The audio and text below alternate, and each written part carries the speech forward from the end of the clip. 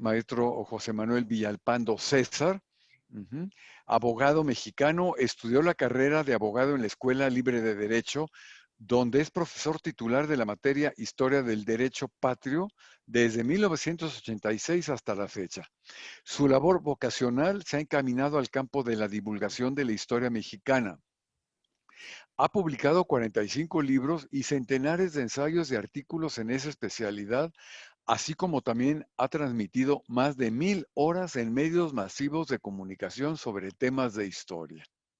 De 1988 a 1998, se desempeñó como coordinador de investigación histórica de la editorial Clio. A partir de ese año ha sido prosecretario y secretario general de la Escuela Libre de Derecho.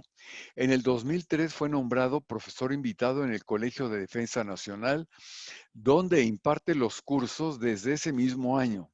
También es profesor invitado del Centro de Estudios Superiores Navales. Tuvo a su cargo la investigación y asesoría histórica de la telebiografía, El vuelo del águila. Uy, ¿quién no recuerda esa serie? Y fue guionista y adaptador de la telenovela La Antorcha Encendida, también de muy, muy grato recuerdo. Por 25 años ininterrumpidos ha encontrado en la Radio Nacional el vínculo idóneo para divulgar la historia mexicana, primero como comentarista histórico del noticiero Monitor, también lo recuerdo muy bien, y titular del programa Monitor en la Historia. Del 2008 al 12 fue titular del programa dominical El siglo XIX, transmitido por el IMER. Desde el 2013 hasta la fecha transmite el programa La historia que quiero vivir a través de Radio Fórmula. En 1990 obtuvo el Premio Nacional a la mejor recreación literaria sobre los símbolos patrios, con el cuento El Abanderado, y en el 2005 el Premio Nacional de Historia otorgado por la Sociedad Neolonesa de Historia y Geografía. En el 2017 la Secretaría de la Defensa Nacional le concedió la condecoración Victoria de la República por su trayectoria como historiador de las Fuerzas Armadas Mexicanas. Durante el 2009 y 10 se desempeñó como coordinador ejecutivo nacional de la Comisión Nacional Organizadora de las Conmemoraciones de 2010 para el Bicentenario de la Independencia de México. Fue director general del Instituto Nacional de Estudios Históricos de las Revoluciones en México del 2008 al 2012 y actualmente es secretario académico de la Escuela Libre de Derecho en la Ciudad de México.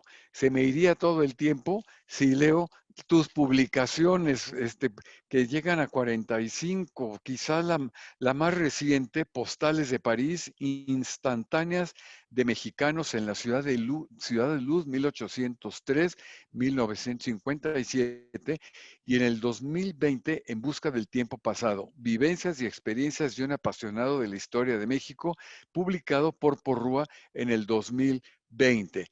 Y dejo a los demás que visiten tu sitio de Facebook o Internet para que revisen las 40 y tantas publicaciones que tienes.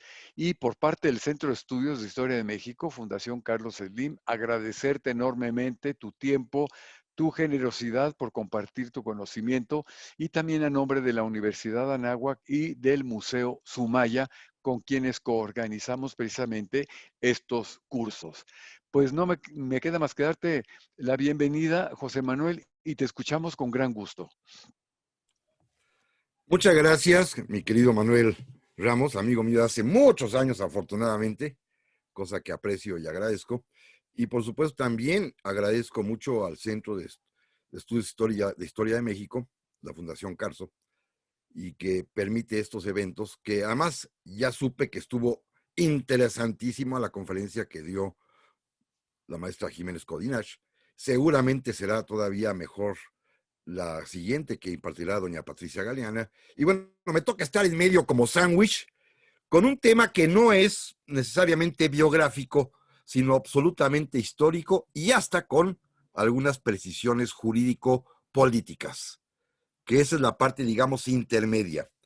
Hay que aclarar también, como ya alguien lo comentó, por supuesto, en los mensajes que se ven aquí en la columna lateral, que hoy, precisamente hoy, 21 de julio, exactamente hace 200 años, en 1822, es el día en que fue coronado Agustín de Iturbide.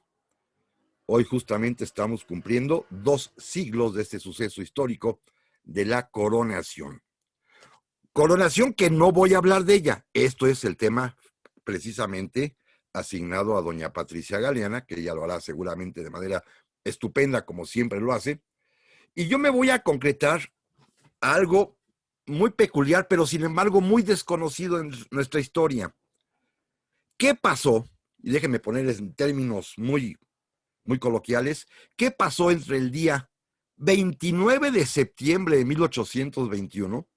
Es decir, al día siguiente que se firmó el acta y que todos estábamos muy felices en México, entre ese día y el día de la coronación. Esos meses que corren del final de septiembre, octubre, noviembre, diciembre, enero, febrero, marzo, abril, mayo, junio. ¿Qué sucedió en esos meses entre 1821 y 1822? Que me permite llegar exactamente al presupuesto temático que me fue asignado. La proclamación del imperio, que ocurrió hace 200 años y 2 meses, el día 21 de mayo de 1822. Este es más o menos el horizonte del cual pienso platicar, si a ustedes les parece correcto, y que, repito, es una historia desconocida, ¿eh? Precisamente a veces los libros de texto, por ejemplo, que Manuel comentaba hace un momento, simplemente la independencia se consume el día 27, al día siguiente, 28, se firma el acta de independencia, y de repente Iturbide se coronó emperador. Bueno, ¿qué pasó en ese tiempo? Este es el tema que vamos a platicar en esta tarde, si a ustedes les parece bien.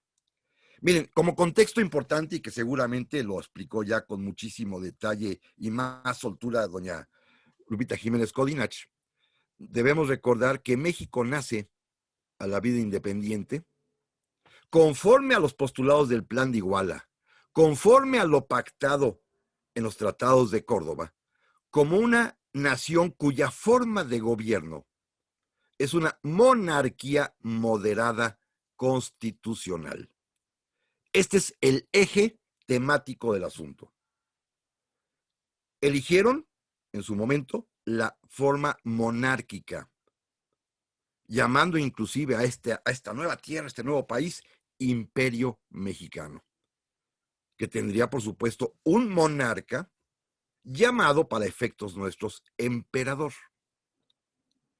Fue la forma de gobierno elegida desde el primer momento cuando se proclama el Plan de Iguala, cuando también sería aceptado después por Vicente Guerrero en los abrazos de Acatempan, que después sería ratificado en ese pacto importantísimo que en Córdoba firmaron el 24 de agosto del 21 el propio Iturbide con Juan O'Donoghue, el último llamado virrey, capitán general de la Nueva España, y que se ratificaría además también el día 28 de septiembre, cuando se redacta el Acta de Independencia del Imperio Mexicano. Este contexto es fundamental. Somos una nación libre, independiente, soberana, cuya forma de gobierno es la monarquía constitucional, es decir, moderada, en las palabras de aquel tiempo, es decir, templada por una ley suprema en donde se fijen, se establezcan las facultades y atribuciones de los diversos órganos del Estado, incluyendo los del propio emperador. Este es el contexto general. Bueno, ¿qué ocurrió? El día 28 de septiembre ya había pasado el desfile triunfal del día anterior, era el día más feliz de la patria, como lo anunció Lucas Alamán. Ya todos más tranquilos, más serenos, los 35 miembros de la Junta Superior, que conforme a lo mandatado en el Plan de Iguala y en los tratados de Córdoba, convocó a Iturbide para que se hicieran cargo de la nación 35 personas, entre las cuales, por cierto, ya no está Vicente Guerrero. Iturbide lo hizo un ladito. Regresaré al rato a ese tema. Estas 35 personas, el día 28 de septiembre, proclaman la independencia encargan la redacción del acta que se firmará días después, el acta del Imperio Mexicano que todos conocemos, y tiene como encargo también, según los tratados de Córdoba, dos funciones importantísimas esta junta. La primera, nombrar a la regencia del imperio, es decir, al órgano que gobernará en tanto tenemos un emperador. Ahorita regresaré cuáles son las diversas posibilidades que ustedes bien las recuerdan seguramente. Y su segunda misión, la segunda atribución de esta junta de 35 personas, es convocar a elecciones para que a través del voto popular se reúna un Congreso Constituyente que le otorgue a esta nueva nación precisamente la Constitución o Ley Suprema que fue anunciada desde Iguala y en Córdoba. Esta es la misión de esta junta: designar a una regencia que gobierne y convocar a elecciones para el Congreso. El primer tema es fundamental porque hay que encomendarle a alguien el gobierno del país. Repito, en tanto hay un emperador. ¿Por qué es este en tanto? Porque ustedes seguramente recuerdan que en el plan de Iguala primero y se ratificaría después en los tratados de Córdoba, cuando se elige la forma de gobierno monárquica, constitucional, moderada, se anuncia también en Iguala primero que se llamará al trono de México al propio rey de España, Fernando VII, o a alguno de sus familiares que los enlista, y dice además textualmente el plan de Iguala que se busca a este gobernante, este rey ya hecho, ya formado para hacerlo, dice, para evitar los funestos atentados de la ambición. También sabemos que 6 meses después ya cambió un poquito el concepto, porque en Córdoba, tanto Iturbide como O'Donoghue, en los tratados pactaron igualmente que se llamaría a ocupar el trono de México a Fernando VII o algún miembro de su familia, pero aquí ya abren una posibilidad diferente, que en caso de no aceptar, noticia que seguramente, a mi juicio, daría O'Donoghue, que los conocía a los reyes españoles y los había sufrido, que en caso de no aceptar la familia real española, sería emperador de México aquella persona que las Cortes mexicanas, es decir, que el Congreso mexicano designara. Este es un elemento importantísimo. Hay que esperar, pues, la respuesta española. Hay que esperar, mientras tanto, hay un emperador y alguien tiene que gobernar. Para ello, pues, se instituye, se crea, se forma la regencia del imperio. La designa esta junta de 35 personas, que a 5 de ellos mismos les encomienda digámoslo así, poder ejecutivo colectivo, colegiado de 5 miembros, de los cuales el presidente, el que encabeza la regencia del imperio, este órgano que gobernará en tanto hay un emperador, el presidente de la regencia es el propio libertador, Agustín de Iturbide. Segundo tema importante del Congreso, de la Junta, convocar a elecciones al Congreso. Van a empezar a organizarse, se van a llevar a cabo hacia finales de año en todo el país. Recuerden que es un país inmenso. El Imperio Mexicano tiene más o casi 5 millones de kilómetros cuadrados. Abarca desde el norte la frontera de la Alta California con el territorio del Oregón y en el sur se prolonga hasta lo que hoy es la frontera de Costa Rica con Panamá. Quisiéramos también Cuba, porque esa es otra discusión de otro día. Pero bueno, no forma parte en ese momento, pero sí tenemos pues una porción territorial verdaderamente amplia, enorme. Y en todos los sitios, según, por supuesto, su densidad de población, su demografía, se elegirán determinados números de diputados. Algunos son más complejos. Los diputados de la Alta California y de lo que se llamaba entonces provincias internas de Oriente y de Occidente serán muy poquitos y son los que tardan más en llegar por la evidente falta de comunicaciones y por el territorio tan enorme que tenían que recorrer, por supuesto, en carreta, a caballo. Desde California, en Sacramento, California, hasta la Ciudad de México, pues se hacen 2, 3 meses de trayecto. Pero bueno, esta es la misión de la Junta, que repito, ha designado a la regencia del imperio y que después también convocó a elecciones.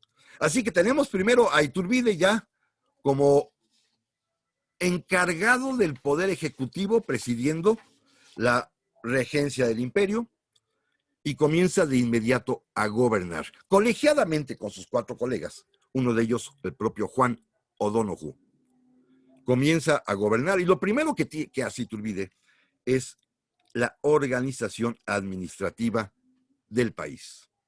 Le urge gobernar y para la cual pues necesita organizarse y constituye 4 ministerios. Uno, por supuesto, de guerra y marina, muy importante en ese momento, el de Hacienda, el de Justicia y el de Relaciones Interiores y Exteriores. Inmediatamente designa ministros y comienza pues a crearse la administración pública mexicana en su momento más incipiente, con las secretarías de Estado indispensables, con el número de empleados mínimo que pudo tener en ese momento, no eran más de una decena por cada secretaría, y empezar de inmediato a trabajar porque había mucho que hacer. También hizo una división militar. Dividió este enorme país, repito, de casi 5 millones de kilómetros cuadrados, lo dividió para el gobierno militar en 5 capitanías generales, 5 grandes demarcaciones, a cargo cada una de ellas de un militar de alta graduación. Vicente Guerrero estará en la del sur.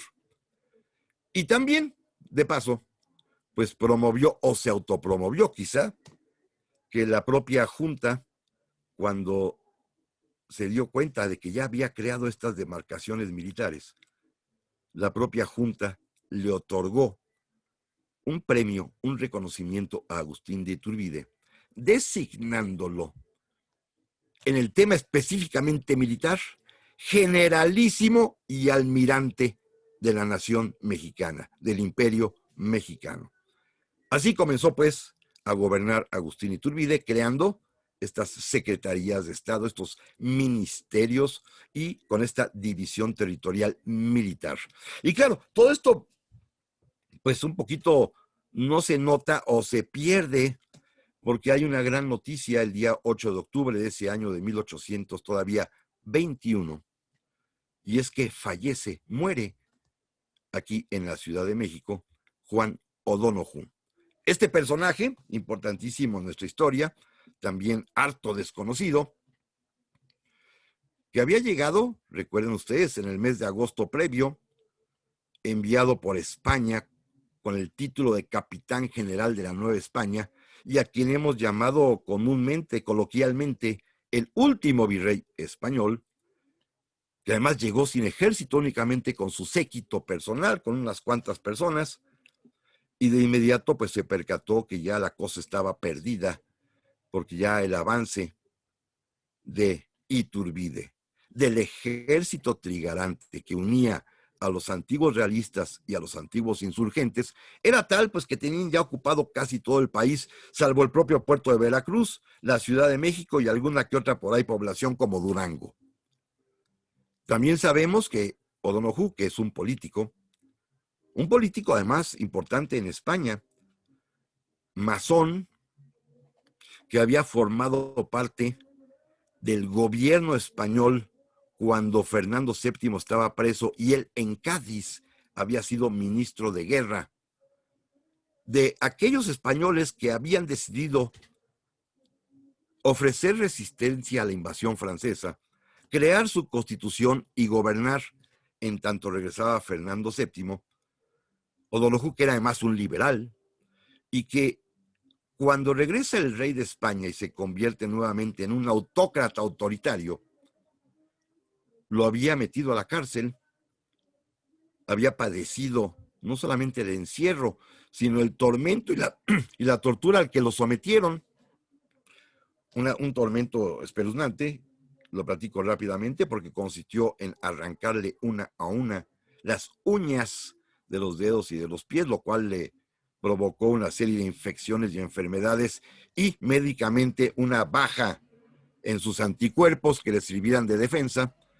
Y por eso cuando llegó a México se dio un enfriamiento él y varios de sus amigos, a todos les dio neumonía, enfermo entró a la Ciudad de México, enfermo estuvo presente cuando se proclamó la independencia y para el día 8 de octubre de ese mismo año fallecía Juan O'Donoghue. Esto pues de alguna manera entristeció, ensombreció el panorama y es quizás la última noticia histórica que se conoce de lo que sucedió en ese momento. Y de ahí nos brincamos casi siempre en los libros de historia, sobre todo en los textos, directamente a que Iturbide se coronó. Y no, pasan varias cosas. Primero, y esto es muy importante, Iturbide gobernando como presidente de la regencia, ya muerto O'Donoghue, tiene que hacer frente primero a varias amenazas, porque a pesar de que los tratados de Córdoba obligaban al ejército español, que eran unos 8,000 hombres que estaban en México, a retirarse hacia Veracruz y San Juan de Ulúa, para después ser embarcados y llevados a la Vieja España, la muerte de O'Donoghue hace temer a Iturbide que las tropas españolas se vayan a echar para atrás y a intentar una reconquista. Están caminando, están en tránsito hacia Veracruz, muchas ya llegaron, se han alojado en el castillo de San Juan de Ulúa, y el presidente de la regencia, Agustín de Iturbide, está preocupado porque hay demasiados soldados españoles en Veracruz y en San Juan de Ulúa. Esta es una preocupación que tiene Iturbide, que hoy llamaríamos de seguridad nacional. Además, hay como que cierto malestar hacia los españoles, particularmente en un caso concreto, porque un coronel español, Manuel de la Concha, en el camino de México a Veracruz, cuando va, pues, obedeciendo los dictados de los tratados de Córdoba, es sorprendido por una gavilla de antiguos insurgentes, que al darse cuenta que se trata de este oficial, Manuel de la Concha, coronel, de infausta memoria para ellos, deciden capturarlo y colgarlo. Lo matan, pues, en venganza porque, recuerdan ustedes, en 1815, Manuel de la Concha es el coronel realista que es custodio y después verdugo de José María Morelos y Pavón. Es quien dirige su fusilamiento, su ejecución. Así que los insurgentes antiguos le tenían guardado el rencor y en cuanto lo tuvieron frente a sí, lo tomaron preso y decidieron ejecutarlo. Este tipo de circunstancias, esto ocurre en noviembre de 1821, pues por supuesto tienen preocupado a Iturbide, que repito, está atento a que los españoles no se vayan a arrepentir, no vayan a querer regresar. Para ello se da cuenta, con una visión estratégica, que México necesita urgentemente, no solamente el ejército para poder defenderse en caso de que los españoles decidan volver a ingresar al territorio, sino sobre todo necesita barcos para intentar bloquear y detener, interponerse a una posible llegada de barcos españoles con refuerzos. La primera gran decisión de política, tanto militar como internacional, de Iturbide es enviar a un marino español, pero que se había aceptado unirse al Imperio Mexicano, de nombre Eugenio Cortés, enviarlo a los Estados Unidos a comprar barcos. Va provisto de dinero, llega a Estados Unidos, allí informa de su misión, y la respuesta es interesantísima. Fíjense bien, Estados Unidos nos vende 2 barcos, pero además Estados Unidos reconoce la independencia de México y reconoce al propio Iturbide, y de primera instancia designa a un cónsul, un representante consular, el señor de apellido Wilkinson, para que sea su representante consular. Repito, es un cónsul, no es un embajador, en México. Es el primer reconocimiento internacional que recibe la nueva nación independiente y que recibe además también el propio presidente de la regencia, Agustín de Iturbide.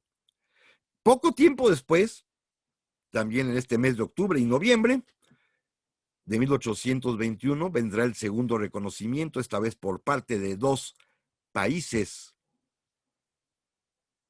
de Sudamérica, de Chile y de Perú, cuando Iturbide se entera que en Acapulco ha fondeado la escuadra chilena, que viene al mando de un almirante de origen inglés, pero que está al servicio tanto de José de San Martín como de Bernardo O'Higgins, Thomas Cochrane, quien viene con el mensaje que envía el propio Libertador San Martín y el propio director de Chile, O'Higgins, de apoyar a la independencia mexicana. Pero cuando llega y cuando atraca y fondea y ancla en Acapulco, pues ya la independencia ya se consumó, pero sin embargo transmite el mensaje que enviaron desde Chile y desde Perú, reconociendo a la independencia mexicana y felicitando a México, por supuesto. E Iturbide, aprovechando la buena voluntad del almirante Cochrane, le pide un favorcito.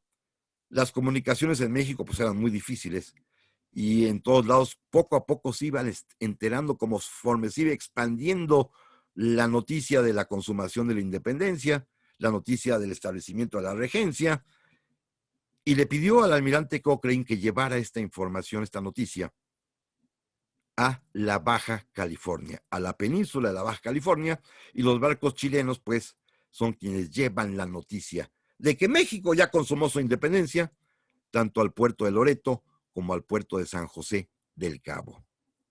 Y llega un tercer reconocimiento internacional a la independencia de México ya hacia finales de 1821, que es el de la Gran Colombia, con una carta firmada por el propio Simón Bolívar felicitando a Agustín Iturbide por haber consumado la obra de la independencia mexicana, porque es también un libertador, como él lo es, están hablándose de libertador a libertador, y designando como embajador de su país al portador de la carta, un hombre llamado Miguel Santamaría.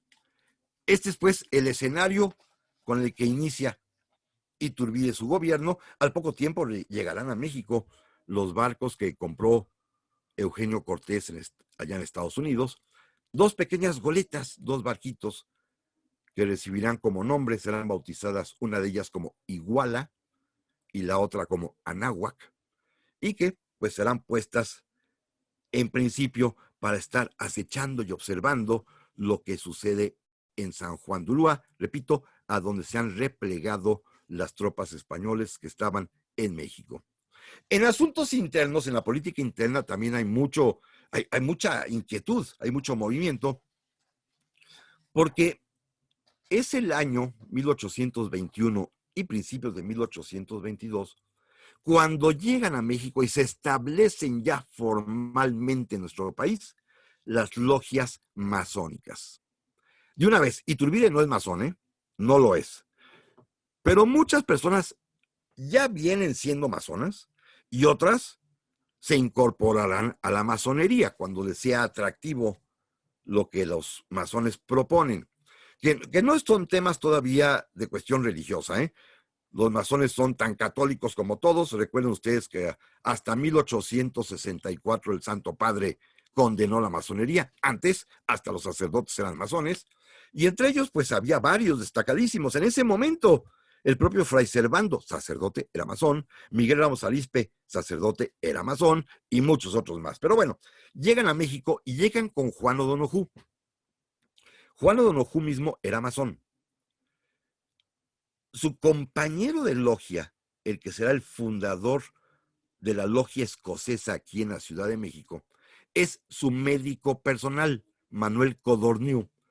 Bueno, un médico que además pues vino a batallar con el sufrimiento y la enfermedad de O'Donoghue. Se le murió el paciente, pero eso no obstó para que se quedara en México y para que fundara las logias masónicas de corte o de rito escocés.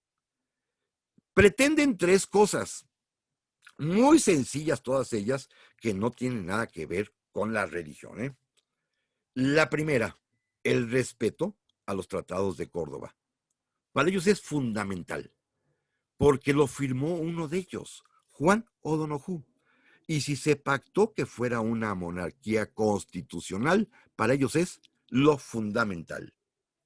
Segundo, quieren libertad política que ellos identifican con democracia. También quieren, y esto también es importantísimo, el Estado de Derecho constitucional, que se cumpla la promesa de contar con una constitución, como en España tienen la de Cádiz, obra también de la masonería española. Y tercero y último, la última petición que quieren es libertad económica.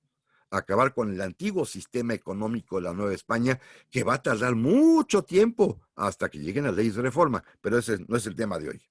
Pero esto es lo que quieren los masones, que de inmediato cunde la idea y comienzan a afiliarse personas a estas logias masónicas, formándose pues varios tipos, digámoslo así, de modalidades o de visiones que hoy podríamos llamar partidos, pero no lo son partidos todavía, porque algunos de ellos están de acuerdo con todo lo que dice exactamente el plan de igual de los tratados de Córdoba: traer a alguien de la Casa Real Española que sea el emperador de México. Estos son los borbonistas.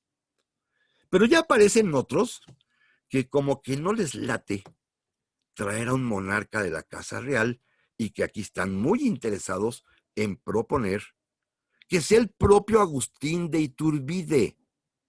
Estos son los iturbidistas. Y hay todavía por ahí dos o tres que empiezan apenas a despertar, que ya piensan, ¿y si mejor somos una república siguiendo el modelo de los Estados Unidos? Pero son apenas unos cuantos, no pintan todavía en el escenario. Esto sí es interesante porque comienza la agitación política en México cuando aparecen bandos que tienen en común que todos son masones, pero se diferencian entre sí por alguna de estos matices de a quién quieren como emperador. Por cierto, ahí es cuando se dice que probablemente el propio Iturbide quizá haya planeado desde Córdoba, cuando se reunió con O'Donoghue aquel 24 de agosto del 21, esta posibilidad, al abrir la puerta de que las Cortes mexicanas designaran a un emperador, si España nos rechazaba. Quizá, no lo sabemos. No hay prueba de que Iturbide lo haya pensado o lo haya dicho, lo haya escrito, ni tampoco testimonio alguno de quien haya dicho. No, seguramente Iturbide ya lo tenía pensado. No, esta es una hipótesis que surgió con posterioridad, quizá anticipando o pensando de mala fe que Iturbide ya traía eso en la cabeza. No lo sabemos, no se puede asegurar. Lo que sí sabemos es que, bueno, finalmente Iturbide está gobernando como presidente de la regencia. Ya tiene barcos, ya empiezan a por lo menos a circular por ahí por San Juan de Ulúa, ya tiene relaciones con Estados Unidos, ya tiene relaciones con Perú y con Chile, aunque están muy distantes, ya tiene relaciones con Bolívar y la Gran Colombia, ya hay logias masónicas, ya la Junta está convocando al Congreso y pues más o menos logra terminar el año perfectamente bien, salvo la tristeza de la muerte de Juan O'Donoghue, pero el año parece feliz. Fue un buen año 1821 para México y para Agustín de Iturbide. Las elecciones se realizan en enero de 1822 y, repito, son elecciones en las cuales participa todo el país, este inmenso país que es México para ese momento.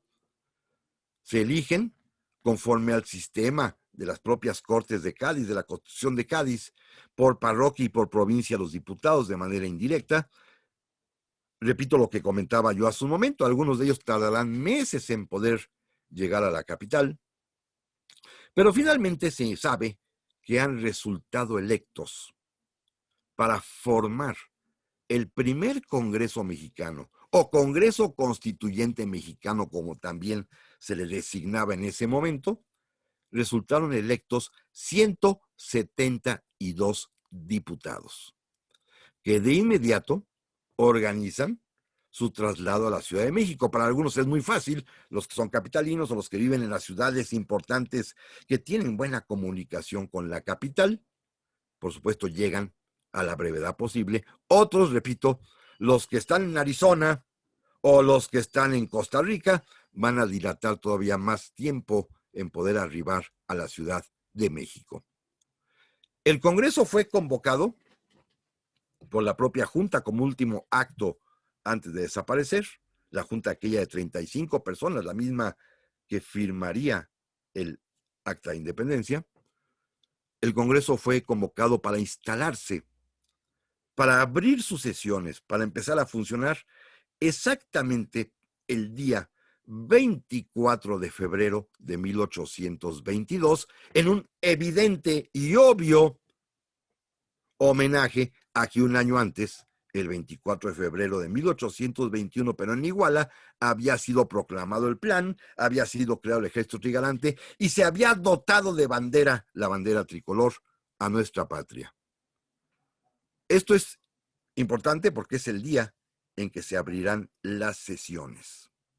Y este día es históricamente relevante para entender muchas de las cosas que van a acontecer después. Déjenme inclusive comentar el hecho desde un punto de vista no histórico, sino psicológico. Cuando se instalan los diputados, que en ese momento no llegan todos, no llegan todos, llegaron apenas un centenar, los demás todavía no alcanzan. Cuando llegan los diputados a la Ciudad de México y se instala el Congreso esa mañana, de pronto en ellos entró una especie de sentimiento de saberse los representantes legítimos de la nación.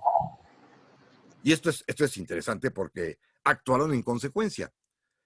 Se reúne el Congreso ese día en la mañana, el 24 de febrero, repito, de 1822, y de pronto, la primera declaración, una vez constituida la sesión, una vez que se abrieron las sesiones, la primera declaración, el primer decreto que emite el Congreso, fíjense esto que es maravilloso, es declararse a sí mismo soberano. El Congreso es soberano porque es el único y legítimo representante de la nación. El soberano es el Congreso.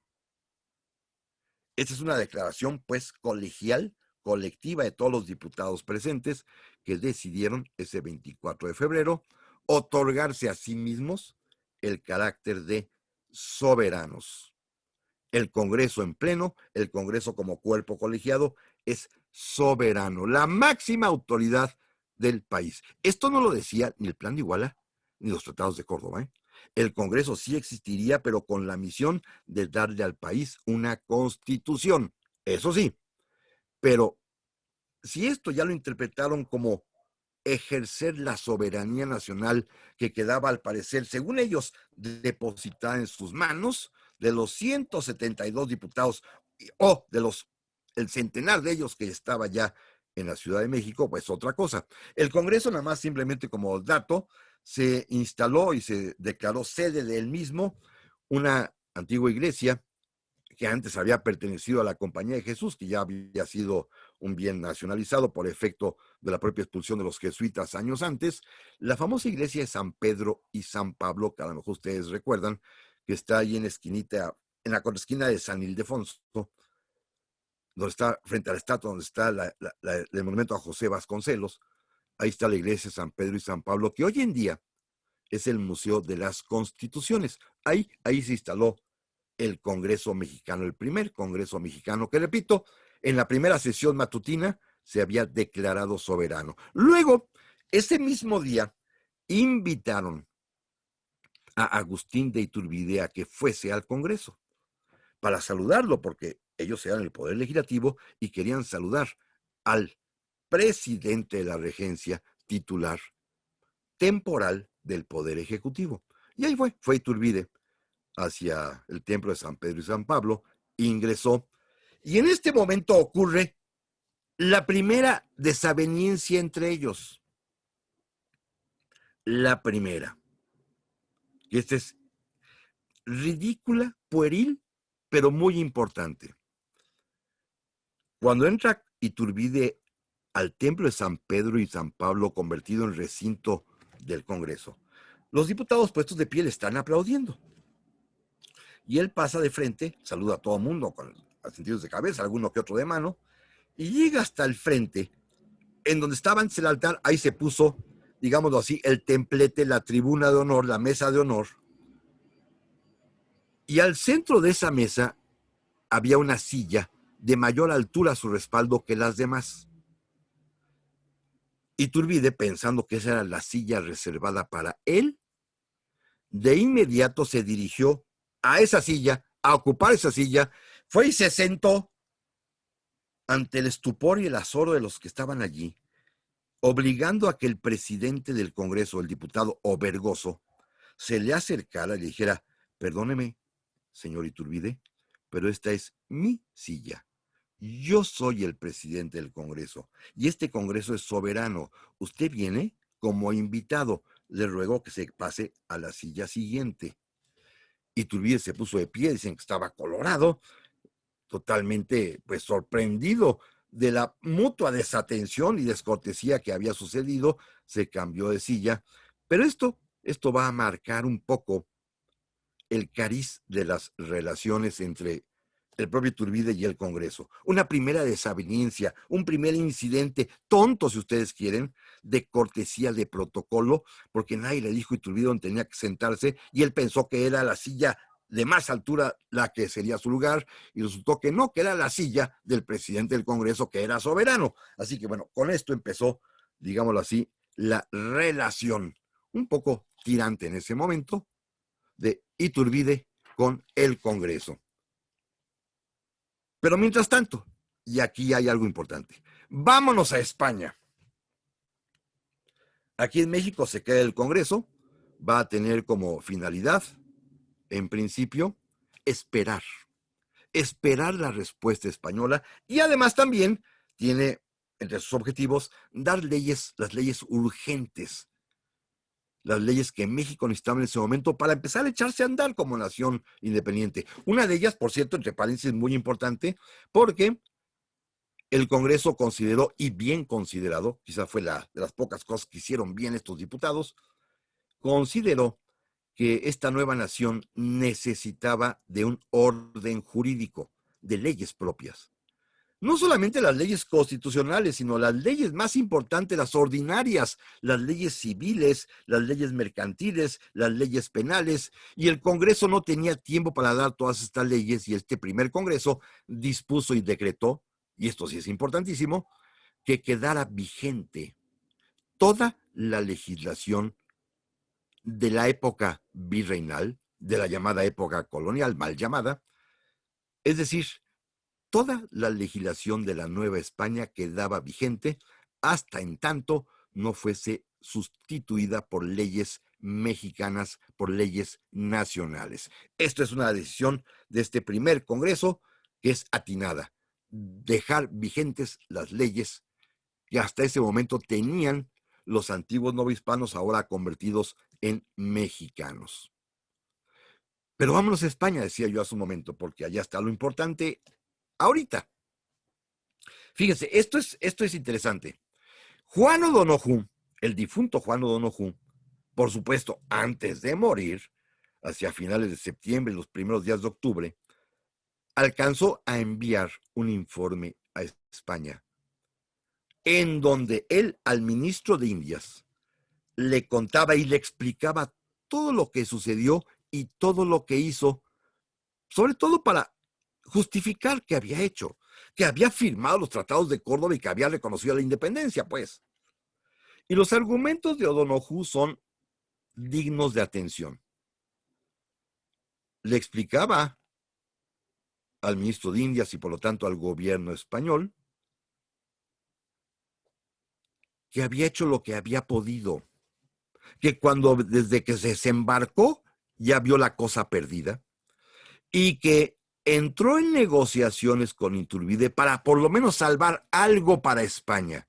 ¿Qué consiguió? Consiguió que si bien se cedía la independencia, ese nuevo país independiente llamaría al trono al rey de España o a sus familiares. Esta es la explicación, a grandes rasgos para no detenerme, que alcanzó a escribir Juan O'Donoghue y que pudo enviar a su superior, el ministro de Indias, allá en Madrid. Ustedes simplemente piensen que esto se sale de México hacia finales de octubre, la navegación dura de 1 a 2 meses, llegaría hacia finales de diciembre a España, y entre los meses de enero y febrero, marzo quizás, ocurren una serie de debates. Primero en las Cortes españolas y aparte otros dentro del seno de la familia real española. Por supuesto, el ministro de Indias recibe el informe de O'Donoghue, le pasa una copia de inmediato al rey, todo el mundo se entera de que México ya es libre e independiente, todo el mundo además se entera de que fue el propio capitán general de la Nueva España, Juan O'Donoghue, quien firmó los tratados de Córdoba que reconocían y aceptaban, por lo tanto, la independencia española. De inmediato, por supuesto, salieron las críticas contra O'Donoghue, diciendo que no tenía poderes ni representación para firmar en nombre del gobierno español en acto tan importante como ceder la independencia de un territorio. Pero era un hecho consumado. Así lo entendieron también los mismos españoles. Miren, primero, en las Cortes, en Madrid, en el Congreso, allá en Madrid, la discusión tuvo dos momentos muy interesantes. Uno primero, donde algunos diputados amigos de O'Donoghue, que además la noticia de la muerte de O'Donoghue llega al mismo tiempo que llega también el informe que había enviado el propio capitán general difunto.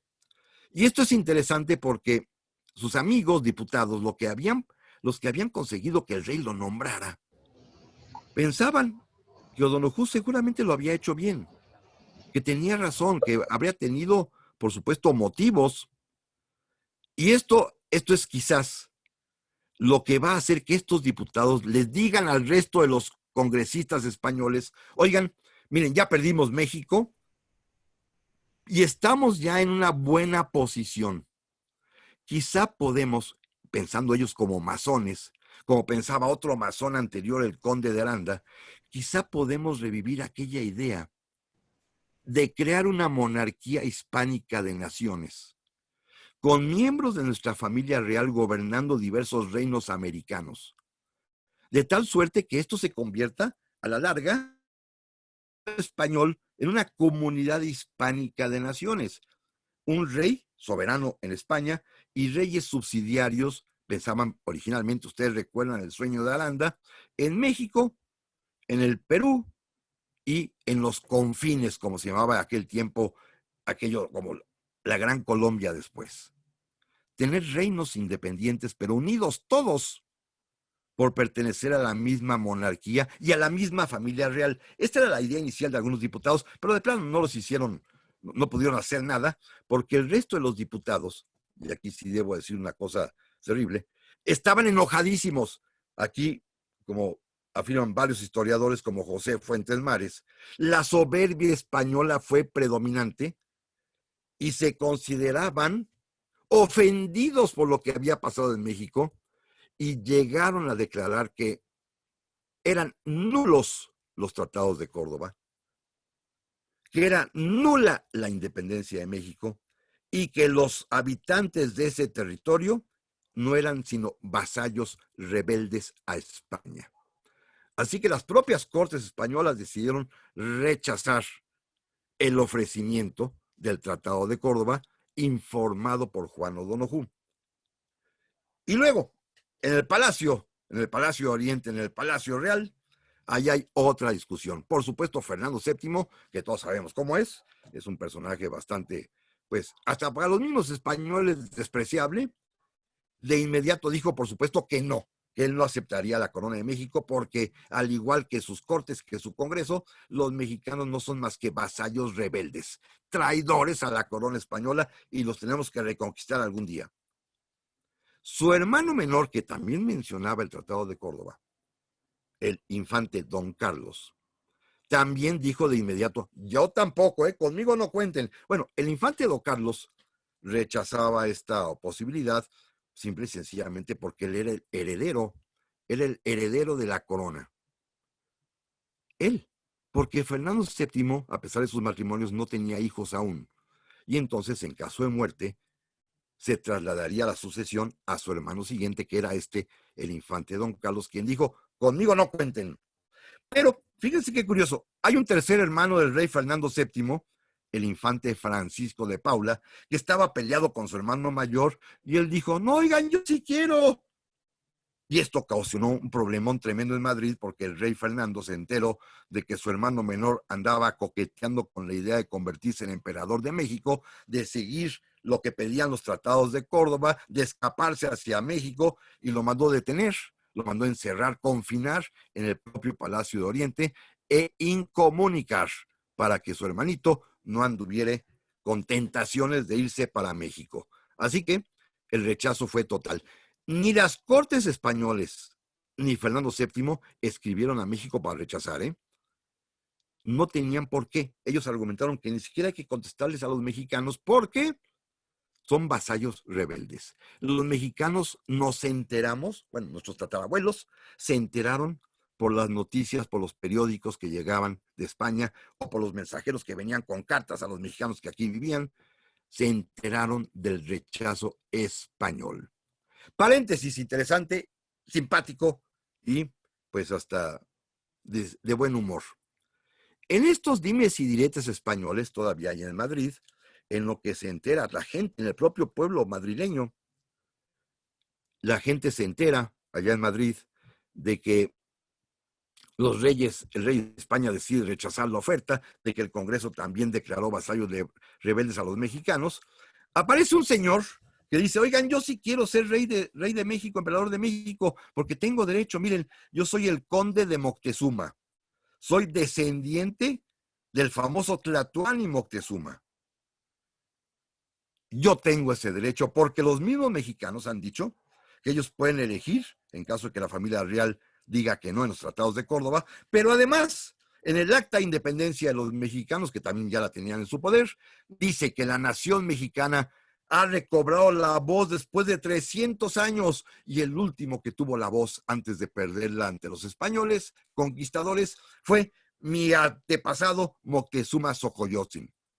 Este señor conde Moctezuma, que era español, que vivía en España, que descendía en efecto de Moctezuma, se quería postular como emperador de México, pero hay que decirlo también con toda claridad, nadie le hizo caso. Regresemos a México, ya para ir hacia el final de esta charla. La noticia del rechazo español, la noticia de que allá en España nos consideraban vasallos rebeldes a la corona española, llega a principios de mayo de 1822. Recuerden las dificultades de comunicación y los casi 60 días de navegación.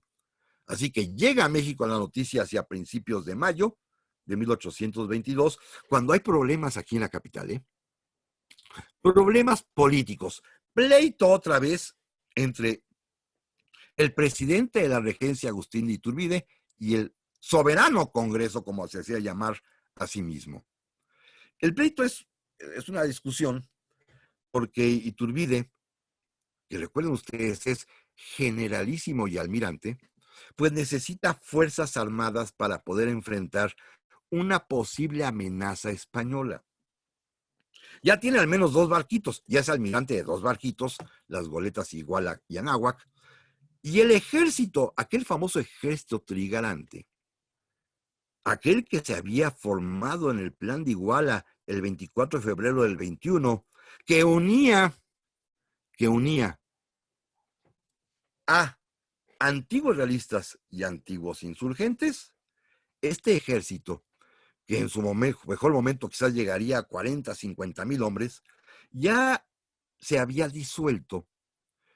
Y no sabemos el número exacto que tendría para este momento, mayo de 1822, pero Iturbide acaba de formular una petición al Congreso para que el propio Congreso autorice que el ejército imperial mexicano, el ejército, la Fuerza Armada, nuestra fuerza terrestre, esté integrado por 35,000 soldados. 35,000 hombres es lo que considera Iturbide que debe tener el ejército imperial mexicano, necesarios para hacer frente a una posible, que después sería realidad, una posible amenaza extranjera, particularmente de España. Y el Congreso soberano le responde que no, que ellos consideran, los diputados, que bastan con 20,000 hombres para formar el ejército. Esto es lo que están discutiendo, ¿eh?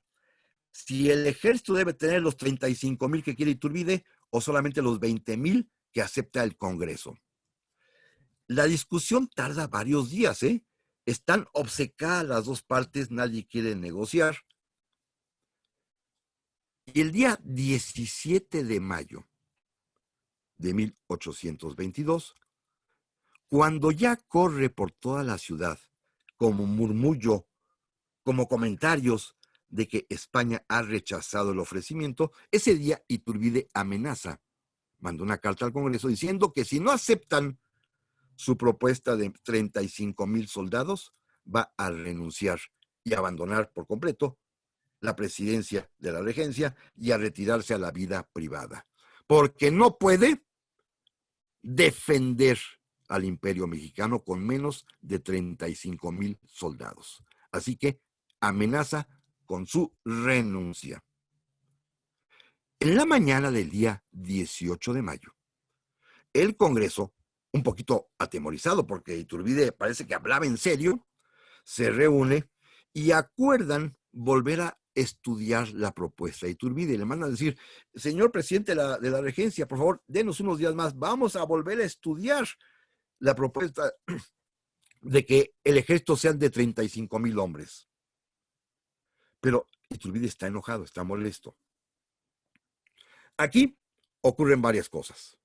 No sabemos si Iturbide las sabe o no las sabe, si él las incita, si él simplemente se sorprende, si él es quien conspira para hacerlas, pero esa misma tarde hay un motín, el que conocemos como el motín del sargento Pío Marcha, que aprovecha que en las calles hay mucho movimiento de gente, en la Plaza Mayor, en el Zócalo, en la Alameda, en la Fuente del Salto del Agua, hay muchísima gente reunida, alborotando, lo que llamaban en aquel tiempo léperos, la gente más humilde, pero estaban con griterías, y la gente que escuchaba y que oía decía, mira lo que están diciendo, ¡viva Agustín! ¡Viva nuestro emperador!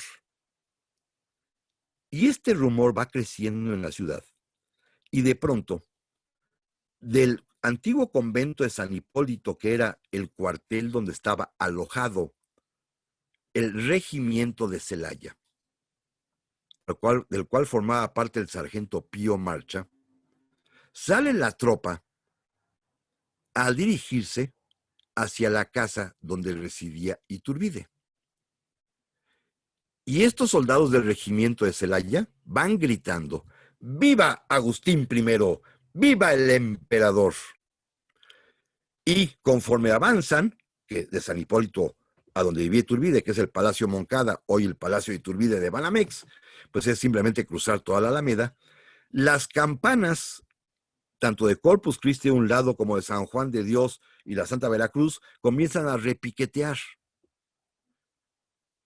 Llegan frente a este palacio, el antiguo, repito, Palacio de Moncada, que así era su nombre, hoy Palacio de Iturbide, que es sede del Centro Cultural, del Fomento Cultural Banamex.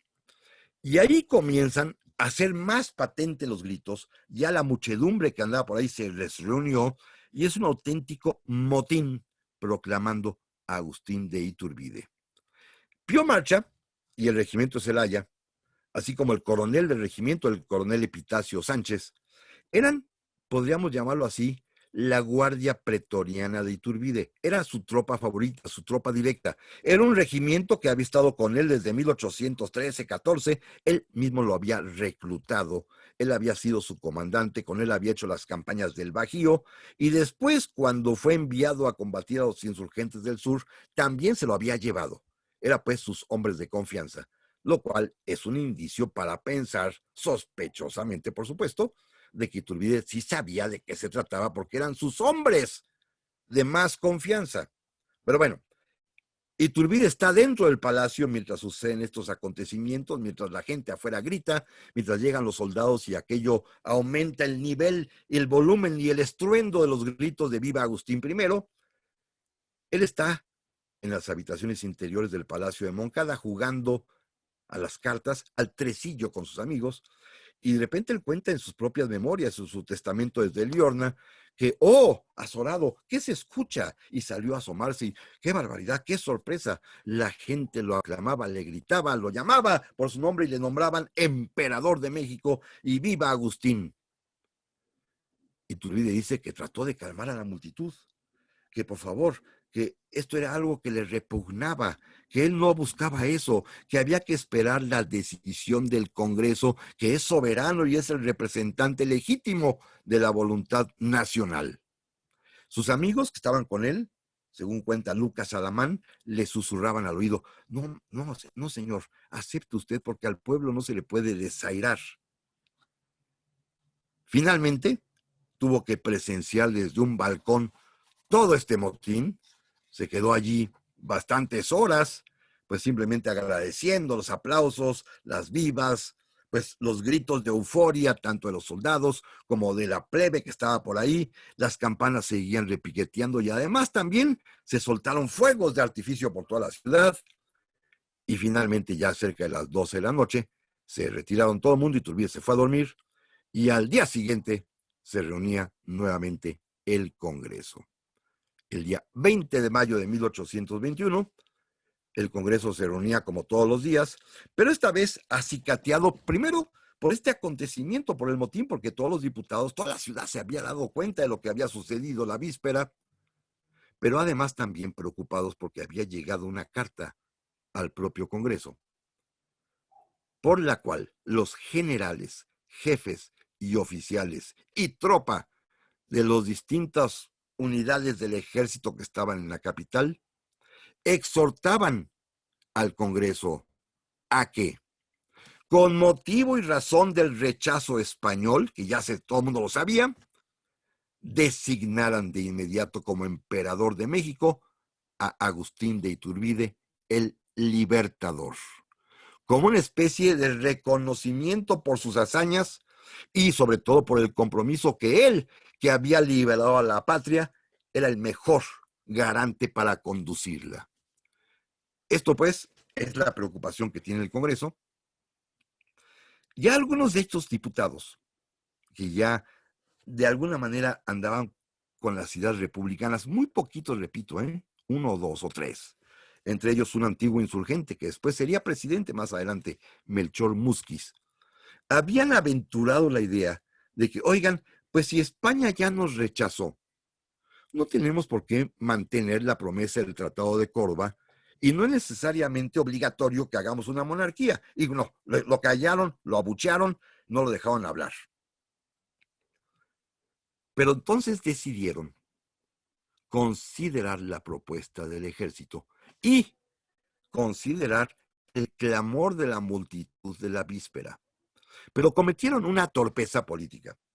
Iban a deliberar si designaban o no a Iturbide como emperador, porque España había rechazado, pero pues quizá porque era la primera vez que había un congreso, o vayan ustedes a saber por qué. El caso es que cometieron un error garrafal, consistente, en invitar al interesado, al propio Agustín de Iturbide, a que estuviera presente durante la sesión y en el debate donde se decidiría si era o no emperador. Esto es una tontería, ¿eh? No se invita al interesado, se debaten entre ellos y le notifican. Esto va a ocasionar un problema enorme, porque Iturbide acepta ir al Congreso, sale, se sube a su carruaje y está la multitud. Creo que se volvió a ir un poquito. A ver, ahorita, ya regresó, según yo. Ya regresó, ya regresó. Ya. Es un problema grave porque la multitud está afuera, esperando en las puertas del Palacio de Moncada, el Palacio de Iturbide, se sube a su carruaje y es tal el entusiasmo que la gente desunce los caballos, los quita y la gente arrastra el carro y lo lleva desde ahí, desde hoy la calle de Madero, casi con el eje central, hasta San Pedro y San Pablo, allá por San Ildefonso, lo llevan arrastrando al carruaje. Cuando llega Iturbide al Congreso, están los diputados presentes. Ahorita diré el contexto de los diputados, que es fundamental para entender lo que pasó, pero también están ya abarrotado todo el espacio por militares y por pueblo. Se metió el pueblo y estaba gritoneando: Agustín, Agustín.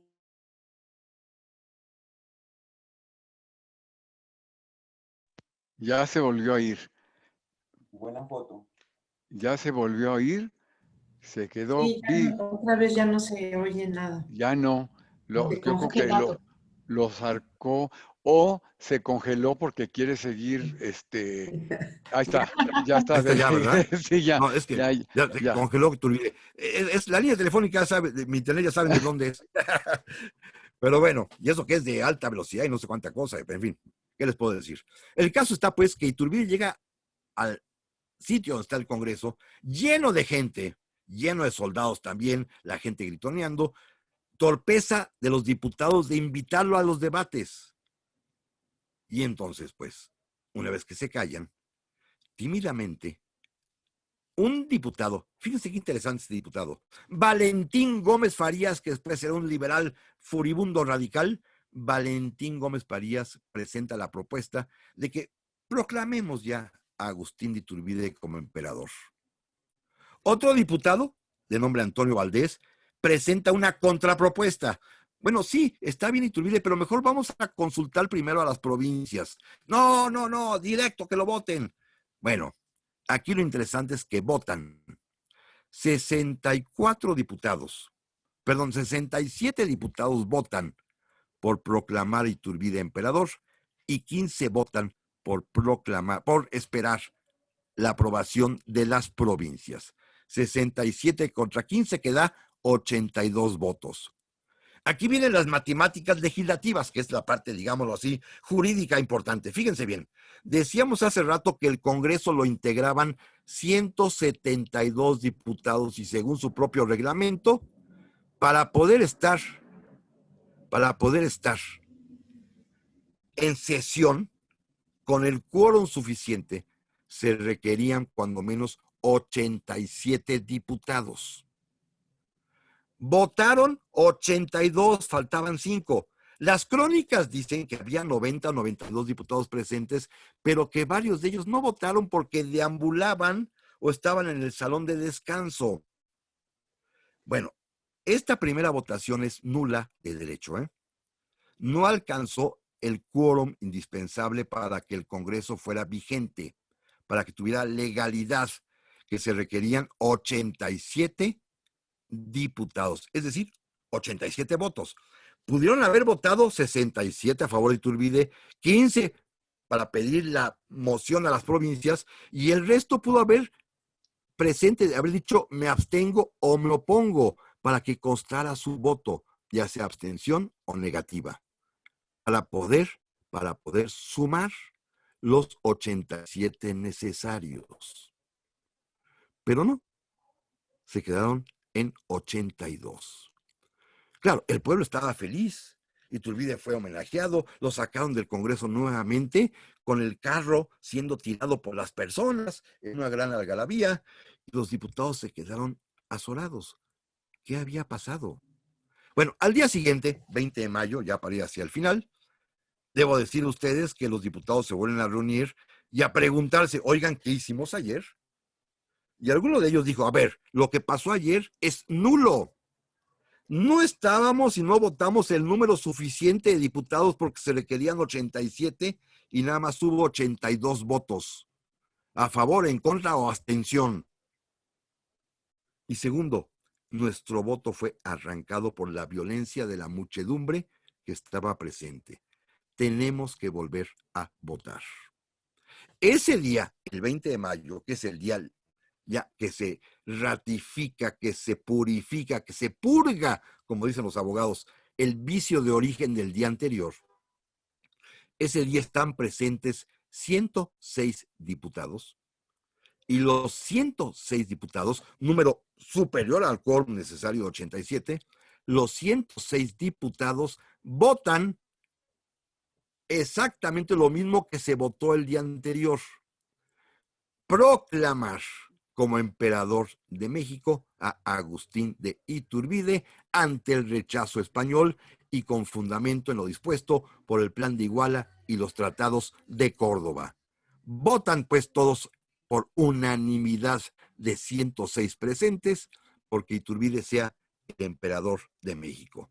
Pero no se quedan ahí. El Congreso hace dos cosas más ese día 20 de mayo. Invitan para que al día siguiente vaya Iturbide a jurar el cargo y el juramento lo escribe el propio Congreso. Ellos van a escribir, a redactar lo que va a jurar Iturbide. Y segundo, dictan un decreto que en su primera parte establece que México es un imperio con la forma de gobierno de monarquía constitucional hereditario. A alguien se le ocurrió que fuera hereditario. No sabemos a quién, ¿eh? Apareció en los debates y entonces así quedó consignado en este decreto que México es una monarquía constitucional hereditaria.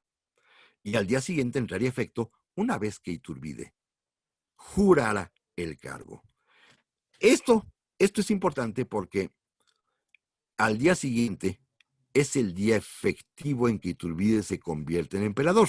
Es el día 21 de mayo. Repito nada más para concentrar la idea, el Congreso ratifica la decisión con 106 votos unánimemente a favor de Iturbide, redactan el juramento al cual lo invitan a que lo haga al día siguiente y dictan un decreto que tiene dos partes, voy a mencionar nada más una ahorita, en el que México es una monarquía constitucional hereditaria. Llega el día 21 de mayo, Iturbide, por supuesto, lo notificaron y muy contento acudió. Nuevamente la gente volvió a llevar, tirando el carruaje Iturbide que llegó al Congreso. Hay una gran, por supuesto, emoción, aplauso, todos muy contentos. Y lo primerito que hace ante el Congreso soberano es que el presidente Obergoso le pregunta, señor Iturbide, el Congreso lo ha proclamado emperador de México. ¿Acepta usted prestar el juramento? Iturbide dijo, sí, cómo no, juraré. Pues aquí lo tiene. Y le dieron el documento que los propios diputados habían redactado. Este sí lo voy a leer, si me lo permiten. Miren, dice así. Agustín, por la divina providencia y por nombramiento del Congreso de la Nación Mexicana, juro por Dios y por los santos evangelios que defenderé y conservaré la religión católica sin permitir ninguna otra. Que guardaré y haré guardar la Constitución que formare este Congreso y entre tanto la española. Igualmente guardaré las leyes, órdenes, decretos que dicte este Congreso. Que no voy a enajenar, ceder ni desmembrar parte alguna del territorio del imperio. Que no exigiré jamás dinero ni nada a los habitantes del imperio, que no tomaré a nadie sus bienes, que respetaré la libertad de cada individuo, y si hiciere lo contrario, no debo ser obedecido, y que lo que yo contravenga sea de nulo valor. Dios me ayude, y si no, me lo demande. Este texto lo escribieron los diputados, no lo escribió Iturbide. Le presentaron esto. Nosotros te estamos nombrando emperador. ¿Aceptas? Sí. Entonces, hace este juramento. E Iturbide prestó ese juramento. Con esto quedó ya convertido, transformado, investido como emperador del Imperio Mexicano. Le aplaudieron y ya se retiró a su casa. Voy hacia el final con una pequeña mención de la otra parte del decreto. Ese decreto que el Congreso dictó el día anterior, el 20 de mayo, que en su primer artículo, repito, dice que el Imperio Mexicano es una monarquía constitucional hereditaria, fue completado ese día con un segundo, tercero y cuarto artículos que dice que la nación mexicana, que es un imperio constitucional, tiene como emperador a Agustín. Agustín I es el emperador constitucional por la gracia de Dios y nombrado por el Congreso. Pero como es una monarquía hereditaria, se establece que la misma nación llama a ceñir la corona por muerte del actual emperador, Agustín, a su hijo, Agustín Jerónimo, a quien designa príncipe imperial. Establecieron pues la monarquía hereditaria a favor de Iturbide como titular y como heredero posible a su hijo mayor, Agustín Jerónimo, que en ese momento tenía 15 años de edad. Luego hay una serie de artículos que establecen otro tipo de nombramientos no oficiales, no formales, pero sí de protocolo y de distinción. Que la esposa de Iturbide, doña Ana María Huarte, será la emperatriz de México. Que los demás hijas e hijos de Iturbide, que tenía varios, serán llamados príncipes mexicanos. Que además también el papá de Iturbide, ya era un señor viudo, ya su mamá había muerto, que el papá de Iturbide sería llamado príncipe de la Unión y alcanzó para repartir hasta la hermana, con todo respeto, solterona de Iturbide, mayor que él, la hermana mayor, doña María Nicolasa, fue llamada princesa del imperio, con la que quería casarse después Santana, que esta historia no la voy a platicar. Déjenme terminar que cuando este decreto circuló, por supuesto, hizo las plácemes de Iturbide, que con toda su familia era tan homenajeada y tan honrada. Su hijo mayor, que un pobre chamaco que después no sabía ni qué hacer, era nombrado príncipe heredero del imperio. Su papá era príncipe de la Unión, las otras hijas e hijos, príncipes mexicanos, toda la familia muy contentos. Comenzará la vida imperial mexicana, que será ratificada más adelante, 2 meses exactamente después, el día 21 de julio, con la ceremonia de coronación, que ya platicará doña Patricia Galeana seguramente con mucha tingencia. Y yo simplemente déjenme terminar con algo muy peculiar. Por supuesto, en los periódicos de aquel tiempo circuló este decreto en el cual, repito, se reconocía que México era una monarquía constitucional hereditaria y se otorgaban títulos, los efectivos a Iturbide y a su hijo, y los honorarios a la esposa, a los demás hijas e hijos, al papá y a la tía. Y entonces, en algún periódico que se llamaba El Pensador Mexicano, el periodista que lo escribía, este famoso hombre, José Joaquín Fernández de Lizardi, que tenía pues un buen sentido del humor y harta ironía, se le ocurrió decir y preguntarse en público, claro, lo van a meter a la cárcel, pero dijo esto: oigan, ante la vista de los títulos otorgados, la doña Ana María Huarte es la emperatriz, don Joaquín, el papá, es el príncipe de la Unión, la hermana María Nicolás es princesa del imperio, ¿cuál es el título o cómo debe llamarse a la famosísima Güera Rodríguez por la unión o por la relación, escuchen la palabra, carnipostática que tiene con el emperador? Inventó la palabra carnipostática, una manera disimulada de decir que eran amantes. ¿Cómo deberíamos tratar a la amante del emperador? Bueno, Sí, cuentan las malas lenguas, ¿verdad? Ya para terminar, que cuando Iturbide fue a decirle a la güera, oye, güera, pues ya soy emperador. Y bueno, y sí, claro, pero, pero mi güera, tú vas a ser siempre mi reina. Sí, pero tu esposa es la emperatriz. No sé si escuchó este último chiste, porque apareció mi letrero de inestable, pero hasta aquí hemos terminado. Muchísimas gracias. Y por supuesto, no sé cuál sea el mecanismo para las preguntas y respuestas. Hay Eh, muchísimas aquí en la lista que... Hay muchas felicitaciones, lo puedes ver en el chat. Sí, aquí lo em, estoy viendo, ya lo tengo aquí a un ladito. sí, la mayoría son felicitaciones, déjame Sí, decirte, ¿no? ay, Ujú. sí, hay un montonal. Muchas gracias, sí. Luz Déjame María ver. Ay, dice, Luz María dice que acaba de comprar tu novela Los Libertadores toman café. sí, Seguiré muchas gracias. disfrutando de sus increíbles conocimientos y su simpatía. Muchas Pues muchas gracias. gracias. Muchas gracias. Mira, es que aquí así alcancé a ver por ahí alguna que otra pregunta interesante e Sí, sí, importante. sí, sí, sí. Déjame ver si la puedo encontrar. Alguna de ellas, y me anticipo, hablaba sobre la forma en cómo fueron electos los diputados. ¿Cuál era el mecanismo? Bueno, el mecanismo era muy sencillo. Era el mismo similar a la Constitución de Cádiz, que es elección indirecta. Votan los hombres mayores de edad de cada población por un representante que a su vez votará en su provincia y a su vez votará para el Congreso. Los hombres libres, incluye, por supuesto, a las castas y a los indios. No incluye a los esclavos, eso sí, ahí sí no. Todavía había esclavos en ese momento. Recuerden que la liberación la hará el presidente Vicente Guerrero más adelante. Dejar por aquí había otra más. Ay, es que son tantísimas, Manuel, que Así es, sí, sí, tarda sí. en bajar aquí esta cosa. Pero sí, sí había yo visto una que otra por ahí. A ver si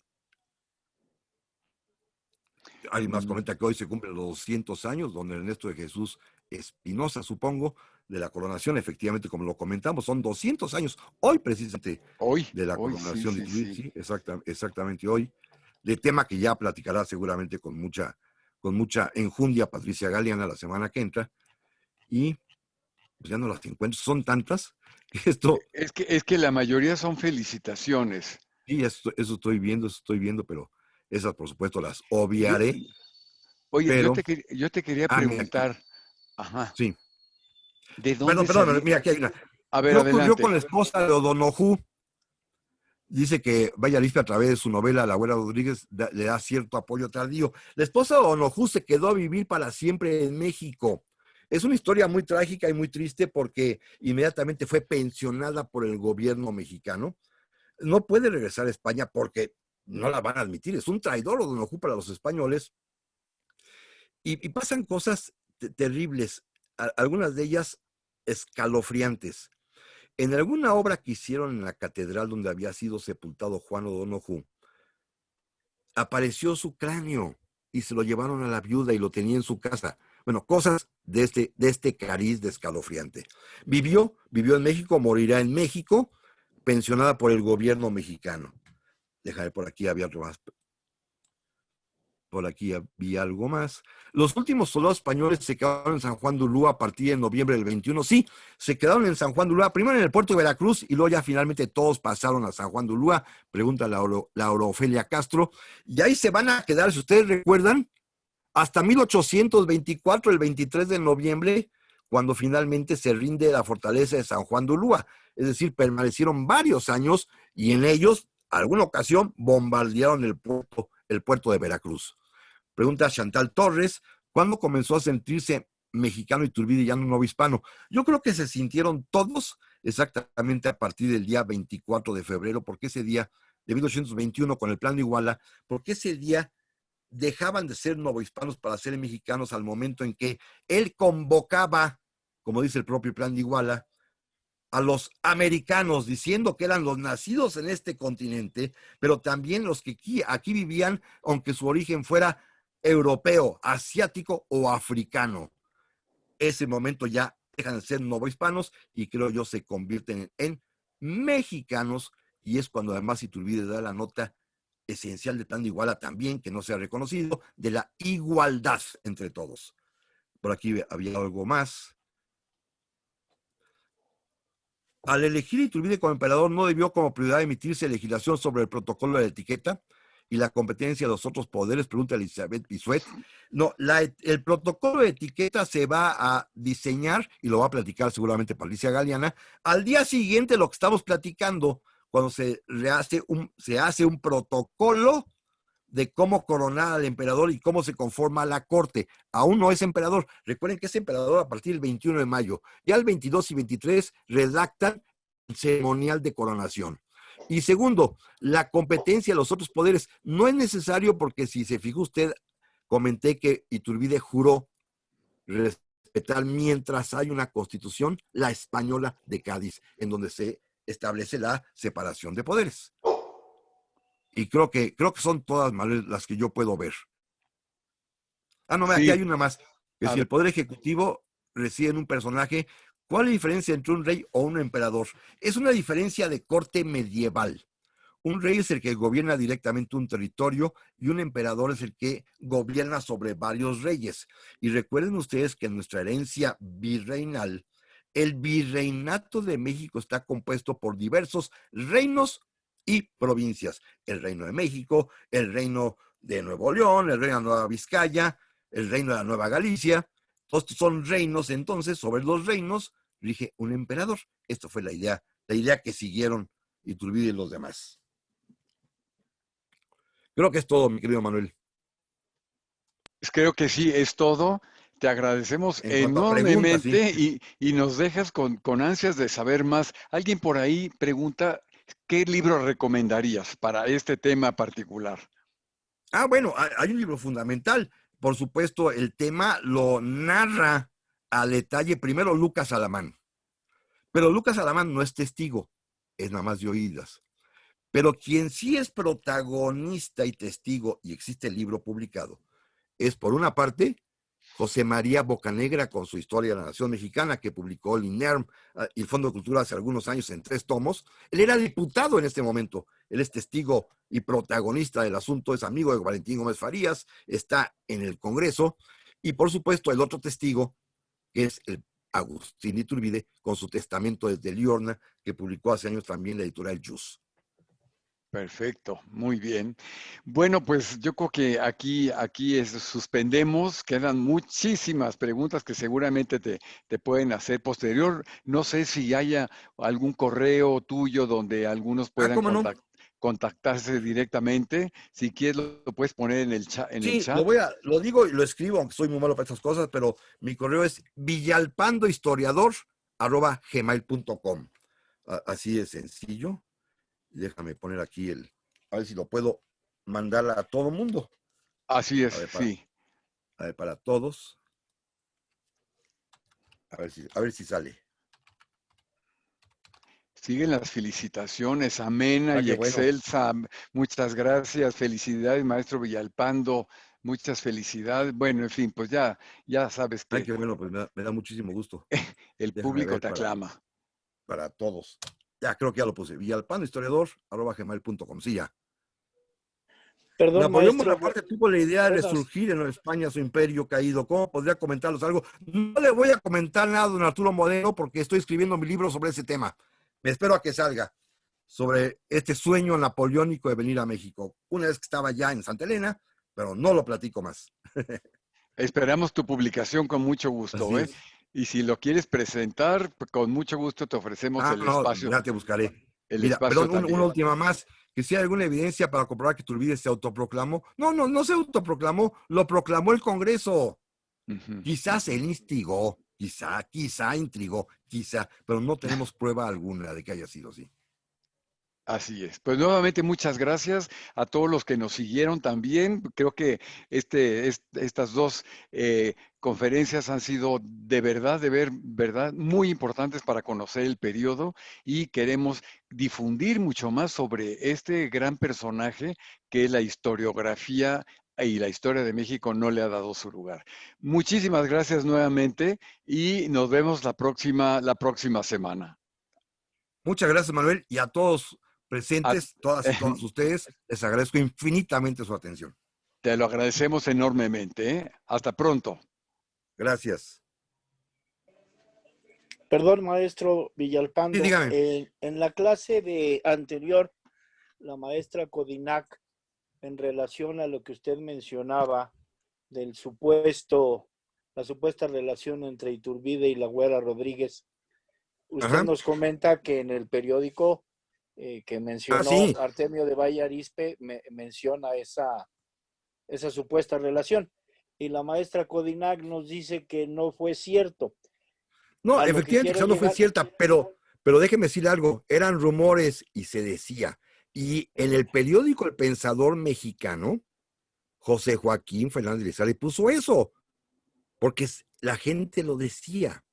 Que sea falso es otra cosa, pero era murmullo popular, es como tantos murmullos que hoy decimos que no son ciertos, pero que los damos por buenos. considerando que la Vox Populi algo tiene de verdad, ¿verdad? Pues vaya usted a Pero saber, dicen que en los perros se ve y en los humanos se dice, ¿no? excelente charla, maestro. Gusto en Muchas verlo como gracias, se lo siempre. aprecio Muy buena muchísimo. tarde. Que tengan ustedes muy buena tarde, les agradezco su presencia y participación, muy amables, ¿eh? Hasta pronto. Hasta pronto. Eran amigos con derechos. Buena. Gracias, muy amable.